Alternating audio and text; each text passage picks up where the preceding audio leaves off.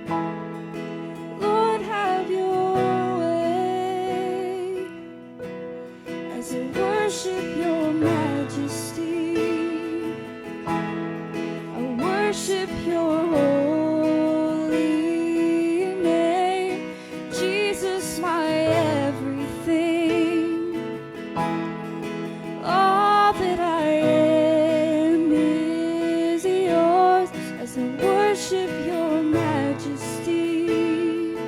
I worship your holy name, Jesus, my everything. All that I am is yours.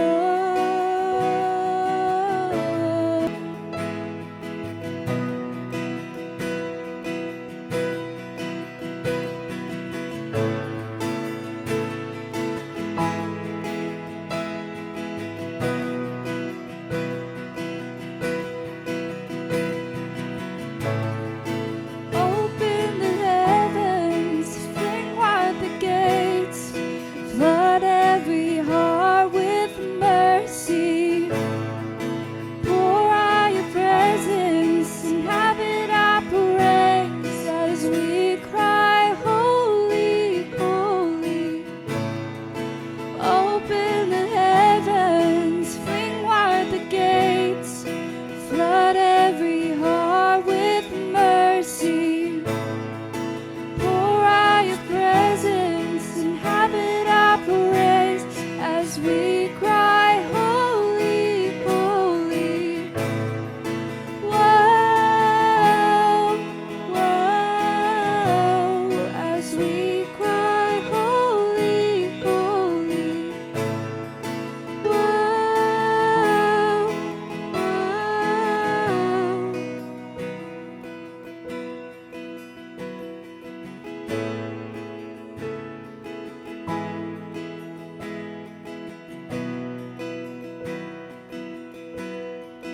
Lord, send revival, Lord, send it now. A move of your spirit, heaven break out.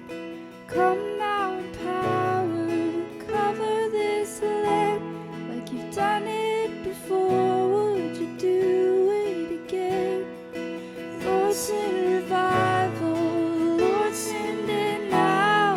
A move of your spirit, heaven break out.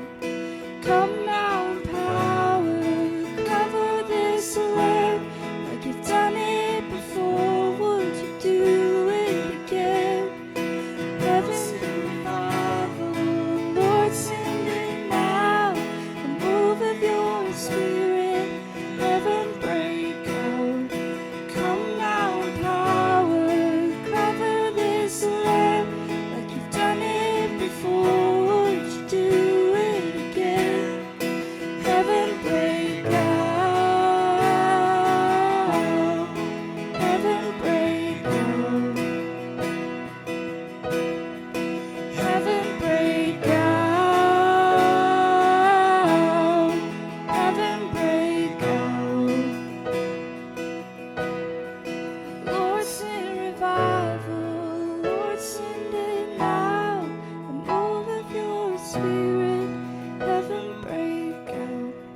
Come now in power, cover this land like you've done it before. Would you do it again? Lord, send revival, Lord, send it now. A move of your spirit, heaven break out. Come now in power, cover this land like you've done it before. Would you do it again? Back in 2018, I saw this news story on social media about the singer slash rapper Post Malone because he had gotten Always Tired tattooed on his face just under his eyes. And the reason people were talking about it on social media is that while they didn't really like the look of the tattoo, or they said, I'd never do that myself, I'd never get a tattoo like that myself, they said, I can relate. I can relate to always being tired. And maybe you can relate. Maybe you can relate to always being tired, always needing another nap, or maybe not even really feeling physically tired and wanting a nap, but just feeling dragged, bedraggled, feeling sluggish, feeling like you have a lack of energy. energy. Not too long ago, someone wrote about millennials and referred to them as the tired generation. And there are a whole lot of cultural and social reasons for that, technological reasons, and like poor mental health and phone addiction and loneliness, which contribute to this chronic exhaustion that is often present in the latest generation. What I want to point out and what I want to talk about today is the fact that this is not new. And though there are current trends that highlight this chronic exhaustion that we feel as a people, that we feel as a culture, that exhaustion and restlessness and weariness and anxiety, that these are things that we've had with us for a long time. I want to point out that this is something beyond physical fatigue. This is something beyond being emotionally tired. This is something beyond being culturally or socially or even politically exhausted. I want to point out to you today that more than all of that, we are soul tired. We have a weariness in our very souls. And I think the reason for this is that when Adam and Eve were dismissed from the garden, when God pushed them out of the garden because of their sin of eating of the tree of the knowledge of good and evil, God gave them a punishment. And for Adam's punishment, he said to him that you will eat by the sweat of your brow, that all of your days you will toil with struggle or suffering. And the word that's used here is literally a worrisome labor. It's a toil of suffering. It's a work of great difficulty or adversity. Now, we should be clear here that this is not saying that work is a curse, because before the curse, before Adam and Eve left the garden, before that, they had responsibilities in the Garden of Eden. There was work for them to do. They had responsibilities, things that they were to do in the Garden of Eden. And so it wasn't that work itself was the curse, but rather worrisome labor or suffering toil. And with this toil, with this suffering, with this curse that God gave to Adam and Eve, this punishment that they would experience, he also gave them a promise. There was a promise that came with the punishment. And this promise was that he was putting a plan into place that would make all things right, that would bring them back to paradise, that would bring them back to this place of reuniting with God. God gave them a punishment, but he also gave them a promised plan that one day a Savior would come and make all things right. And he asked them while they were undergoing this toil and this worrisome labor, he asked them to trust him and trust in his plan. And throughout Scripture, we see that God institutes rules or practices. He encourages us to follow patterns, holy patterns that will help us remember to trust him. One of the practices that God instituted was Sabbath. And Sabbath literally means to stop or to cease. It means to cease action. And it was based on the fact that on the seventh day of creation, God created the heavens and the earth in 6 days. And on the seventh day, he Sabbathed, or he ceased from his creative action. He stopped. God created the world in 6 days and stopped or Sabbathed on the seventh. Now, this was important because God ceased from his work of creating the world, and now that the world had been cursed and work would be toilsome and suffering, we would be tempted to overwork. We would be tempted to work more in order to make it more like we wanted it to be. We would long for the garden, the utopia, the perfect place of peace and satisfaction and relationship with God. And so because we had lost that, because paradise had been lost, we would be tempted to work harder and to overachieve to make up the difference in our own strength and power. And this is foolish for two reasons. One, the difference is too great for us to make up with more hours or more days of work. Adam could not recreate the Garden of Eden simply by working harder. It wouldn't have mattered if Adam could have worked 24/7, 365. He wouldn't have been able to recreate the Garden of Eden. And we cannot recreate paradise by working harder either. Our modern world has demonstrated that even with all of the technological advances, even with all of the advances of science and modern medicine and machinery and equipment and telecommunications equipment for organizing all of these things, even with all of that at our disposal, even with more people than ever who have lived on the earth who are able to work on this thing, we cannot recreate utopia. It's beyond us. Doesn't matter how hard we work, how smart we work, how organized we get our labor and endeavors, we are unable to recreate utopia. So it's foolish because we cannot recreate utopia. Doesn't matter if we use all 7 days of the week. This is only something that God can do in 6 days that we could never accomplish in 7 days. You see, God can do far more with 6 days than we can ever do with 7. And the second reason is that it's so foolish is that even if we could work all of the time and recreate utopia, we would be so worn to the bone. If we worked ourselves to the bone, we'd have nothing left to enjoy utopia with. You see, if we give our lives to toil and struggle, the things that we achieve through that toil and struggle cannot be enjoyed because we've wasted our life in the toil and struggle. We have spent ourselves up in that endeavor. God knew this. And so he instituted a pattern, a holy pattern of a weekly Sabbath, or literally a weekly stopping, a literal ceasing every week. And there are two main passages that give us the command to practice Sabbath in the Old Testament law. The first one is in Exodus 20. Let me read that to you. It's in Exodus 20, verses 8 to 11. This is in the Ten Commandments. Remember the Sabbath day to keep it holy. 6 days you shall labor and do all your work, but the seventh day is a Sabbath of the Lord your God. In it you shall not do any work. And then he goes on to list off everyone who might be in your household, who should not do any work on the Sabbath day. It includes all of your family, anyone who might be staying with you, any servants in your household. All of them should stop or cease from their labors on the seventh day.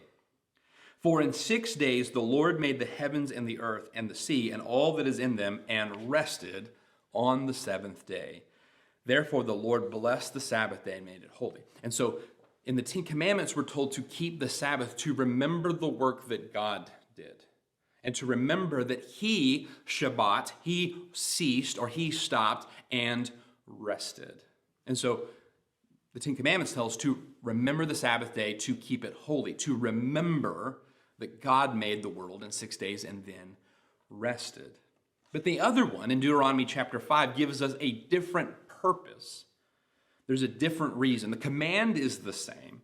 The ceasing of action, the Shabbat, is the same, but the purpose behind the command is different in this passage. Let me read it to you.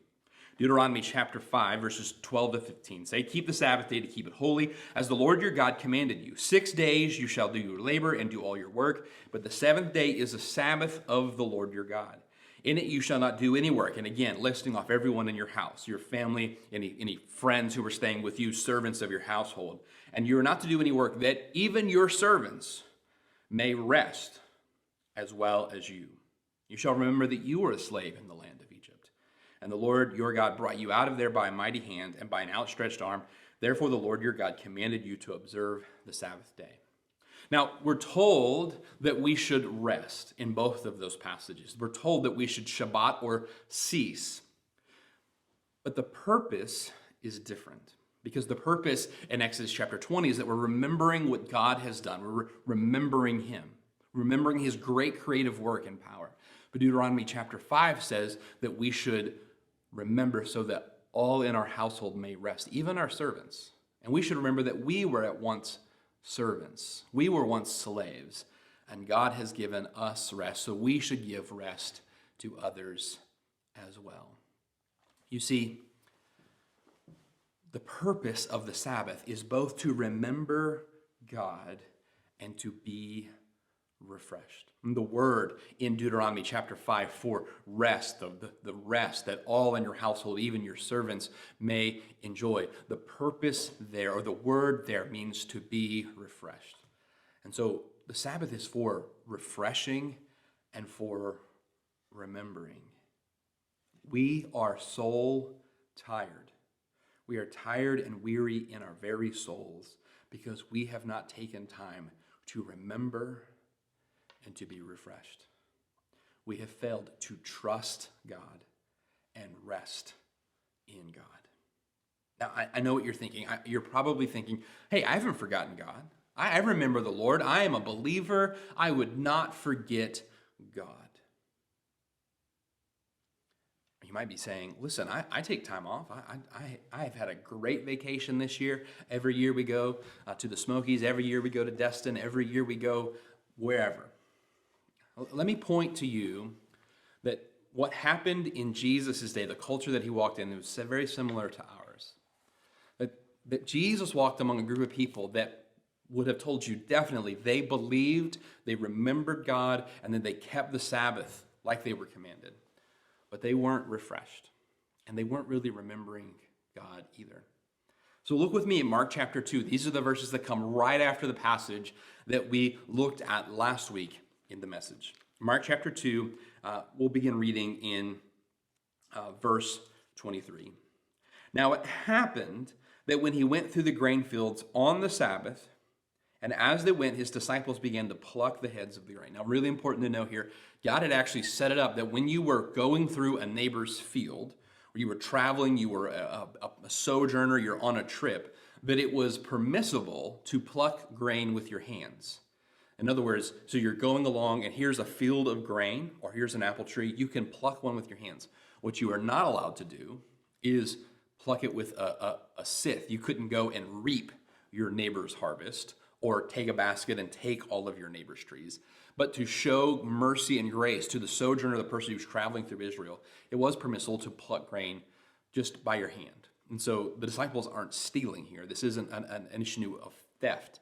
And the Pharisees don't take issue with them taking the grain. They take issue with them taking the grain on the Sabbath day.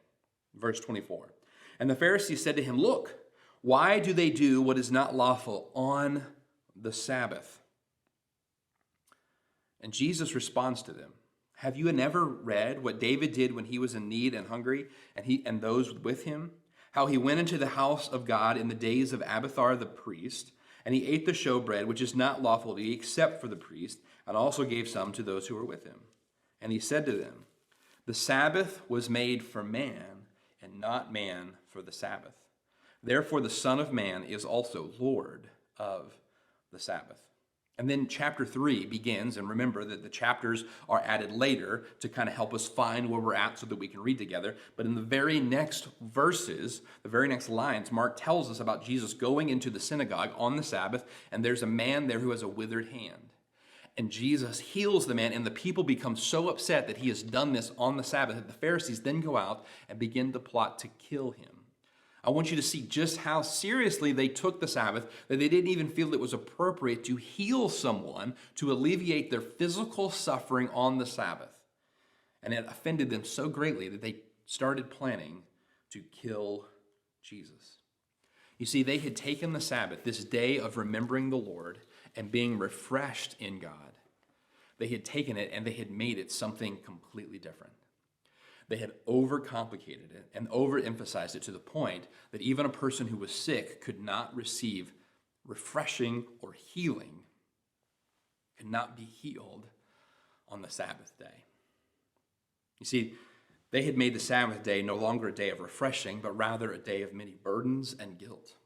And they had made the Sabbath day no longer a day of remembering God, but a day of remembering many, many rules.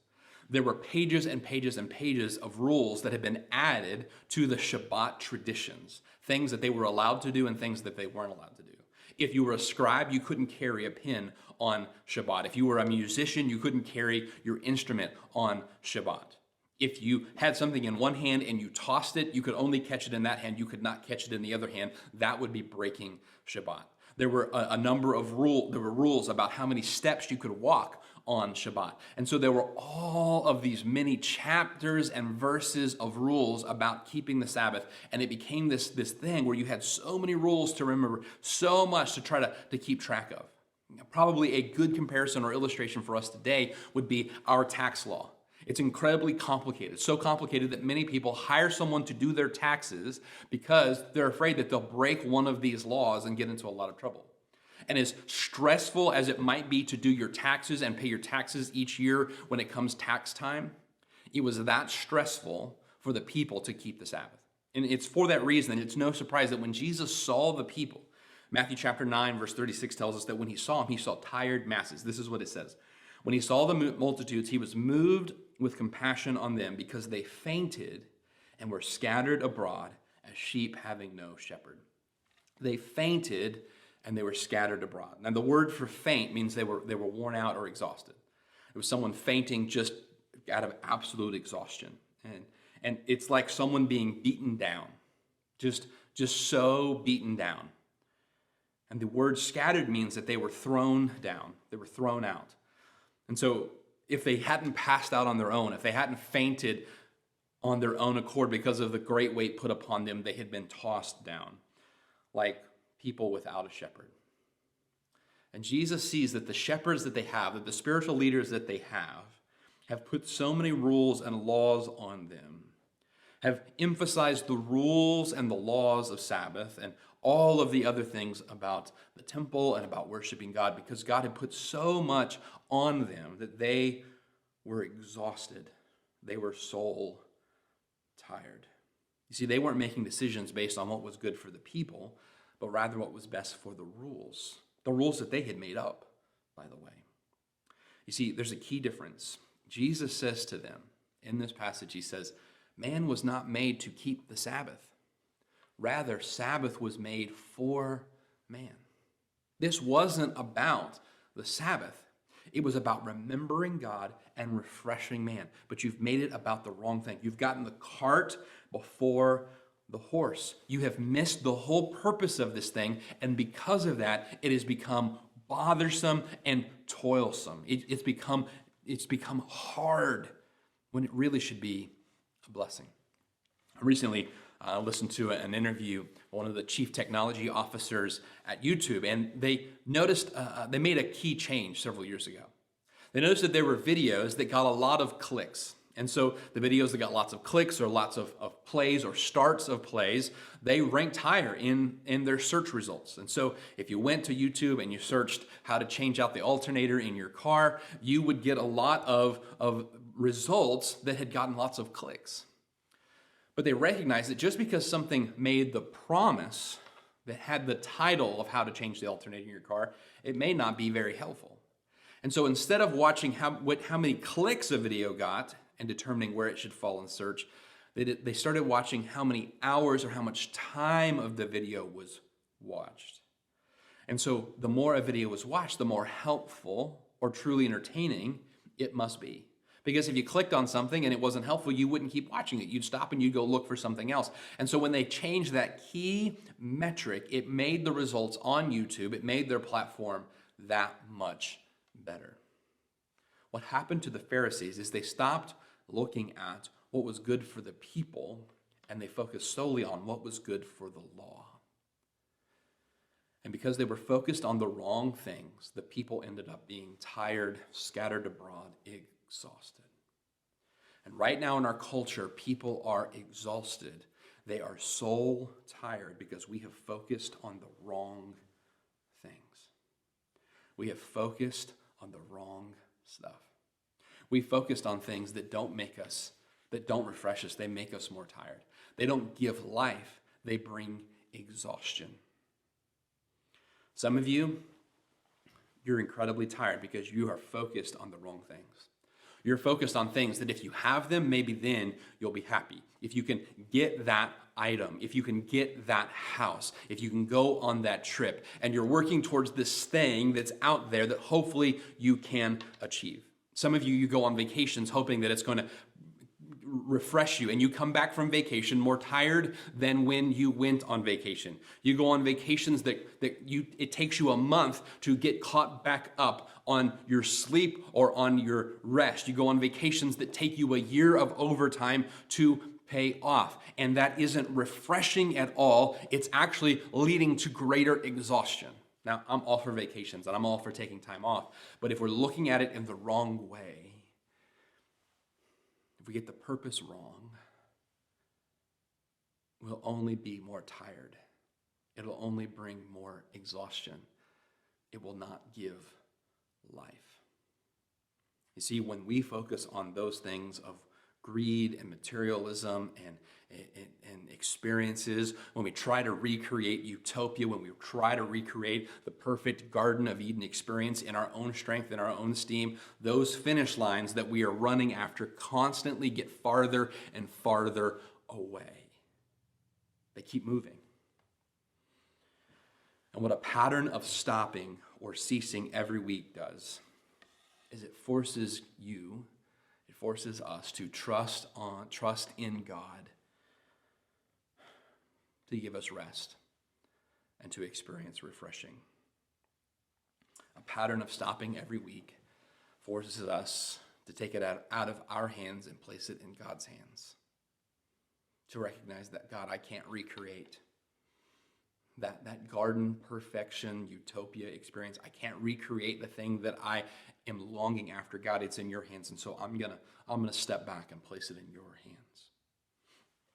John Mark Comer has said that practicing Sabbath allows our souls to catch up with our body.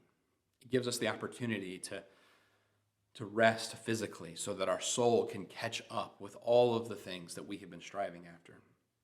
Now, it's important for me to note here that putting a holy pattern in place of taking a day to rest and stop will do you no good if you're not trusting Jesus with it. In this passage, when the Pharisees take issue with the disciples, Jesus calls himself the Lord of the Sabbath. Now, this is interesting because Mark is trying to show us that Jesus is the Son of God. And so far in his account of Jesus' life, he's told us in Mark 1, verse 1, that Jesus Christ is the Son of God. In verse 3 of chapter 1, he says that he's the Lord. In verses 7 and 8 of chapter 1, he says he's mightier than John the Baptist. In verse 11 of chapter 1, we have God the Father speaking from heaven and saying, "This is my beloved Son, in whom I am well pleased." In chapter 1, we see that Jesus becomes the first preacher of the gospel message that he's come to deliver. And Mark 1:24, even the demons, when they encounter Jesus, they recognize him as the Holy One from God. And so Jesus has been given these titles, these names. But here, Jesus calls himself the Lord of the Sabbath. Now, Jesus is speaking to a group of people who have made Sabbath the priority. They've put Sabbath first. They've put Sabbath in front of what truly matters. And so Jesus is speaking to these people who have made Sabbath a god, who have made these Sabbath rules their God. He's speaking to them, and he points out their hypocrisy first by talking about how David, who was one of their greatest kings, that he didn't obey this. And then he says, I am more than just like David. He doesn't set that up as an example of how, well, you give David a pass, so you should give me a pass. He doesn't set up like you overlook what David did, so you should overlook what I did. No, he goes beyond that. He says, I am greater than David. I am the Lord of the Sabbath. I'm not only greater than David, and I should get a pass from the Sabbath. I am the Lord of the Sabbath, so I am over the Sabbath. And this is huge. Because the people had made a god out of the Sabbath. They had put that before God. And Jesus is saying, I and I alone should be in that spot. Jesus was saying, I am God. Now for us today, most likely you haven't made a god out of Sabbath rules or Sabbath laws. But there's something in your life that you have made God. There's something in your life that you have made the preeminent, primary, utmost, most important thing. And the only one who should sit in that seat is God. The Sabbath is about remembering God. But you cannot remember what you have not recognized. And the Sabbath will do you no good in remembering who God is if God isn't God to you. The people were not getting any benefit out of Sabbath because they didn't recognize who God was. And Jesus says, I am that God. I am the God that the Sabbath is supposed to point to. Do I think it would be helpful for you to have a weekly day off where you thought on good things and you were refreshed? Absolutely. But it will matter none if you don't recognize that Jesus is Lord, because you can't remember what you haven't first recognized. For the Pharisees, the Sabbath laws needed to bow before King Jesus, who is the Lord. For us, maybe it's money or pleasure or status. What is the thing that has the preeminence or the priority in your life? It must bow to Jesus. I don't know what you're focused on, but a day off will not fix that. Only recognizing Jesus as King will fix that. But when you focus your eyes on Jesus, a day off to remember that and be refreshed is incredibly powerful. Now for me, taking a day to stop is hard because it feels like there's so much writing on the work that needs to be done. For me, the reminder that God is in control, even while there's plenty of work that needs to be done, the best thing I can do is put that in God's hand and trust him with it. And recognize that he can deal with it better than I can. And then I'll be refreshed to play a role when he asks me to be a part of it. That's the struggle for me, is to step away from the work, to leave it in God's hands, to step back and let God take control. That's my struggle. But really the message that I need to hear is the same one that we find in the gospel. Because the gospel tells us that our sin is too much for us to handle. That all of our efforts and all of our righteousness and all of our good deeds are nothing in comparison with the sins that we have committed, and that we could work 24/7, 365 for our entire lives and for all of eternity and not undo our sin. But Jesus comes to us and offers to take our sin.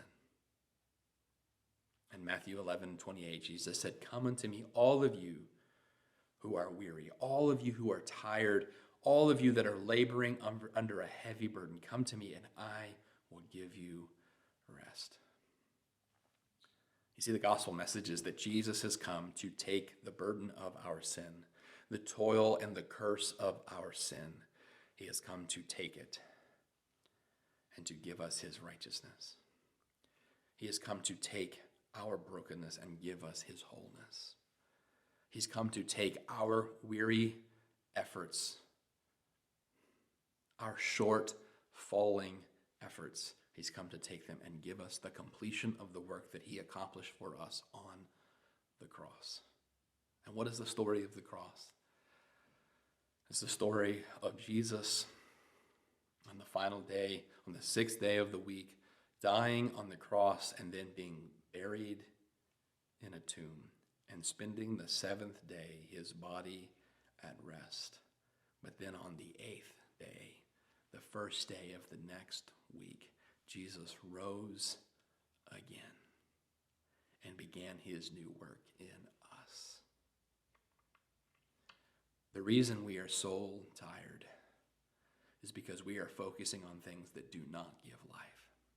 But Jesus is the one who came to give us life. It's for this reason that the early church father Augustine said, "Our souls are restless until they find rest in thee." And a holy pattern of Sabbath should simply remind us that he is the one in whom we find our rest. Father, I pray that you will work in the hearts of each person who watches this, that they will see that only when we focus on you, only when we trust in you, can we find our rest, that we will remain restless, that we will remain exhausted until we put our hope and trust in you.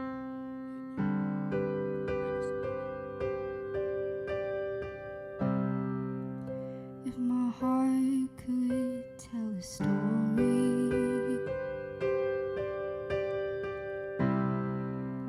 if my life would sing a song, if I have a testimony, if I have anything at all,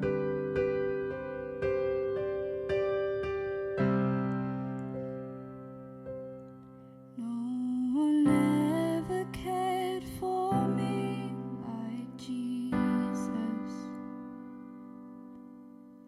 His faithful hand has held me all this way. And when I'm old and gray and all my days are numbered on the earth, let it be known, in you alone my joy was found.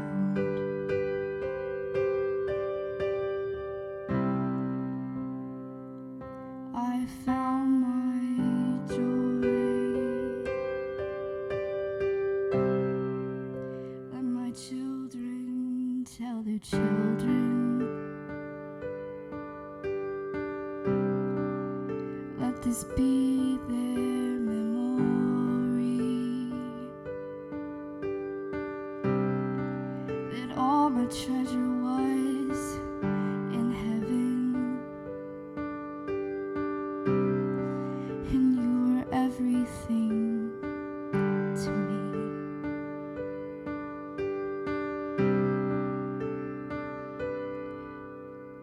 Ever cared for me like Jesus? His faithful hand has held me all this way. And when I'm old and gray and all my days are numbered on the earth, let it be known, in you alone my joy was found. I found my joy.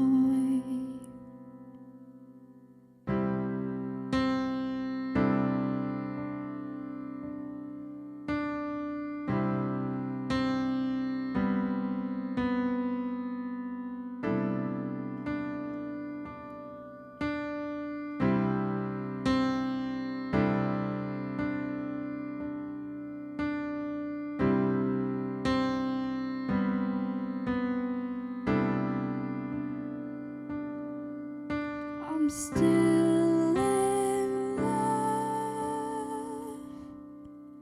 You're still enough for me. Still all I want. You're still my everything. Oh, I'm still in love. You're still enough for me. Still all I want. You're still my everything. Oh, I'm still in love. You're still enough for me. You're still all I want. still